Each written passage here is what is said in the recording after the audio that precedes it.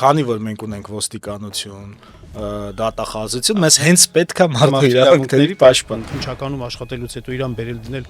մարդու իրավունքների պաշտպան չի լինում։ Մենք գիտենք, որ ինչքան ուժեղ ես լինում, այնքան կարող է անսահմանափակ հաբրգես։ Երբ որ լցոնումներ էին տեղի ունենում, երբ որ քվեատուփեր էին գողանում, Անմեղության կանխավարկածի խախտումը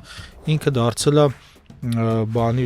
ամենօրյա ինչ-որ կենցաղային, չգիտեմ, առավոտը ձվածեղ սարքելու նման բան։ ահաբեկիչներ, տերորիստներ,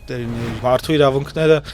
խախտողը պետությունն է, ոչ թե քաղաքացին։ կարծում եմ հենց այստեղ է թաքնված ոնց որ շան գլուխը։ Առնվազն արտահոսքից երևում է, որ հավաքագրված է բրիտանական հատուկ ծառայությունների կողմից, որ քաղաքացիական հասարակությունը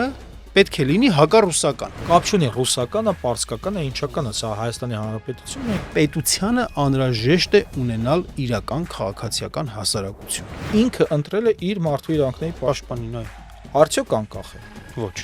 բնականաբար ոչ։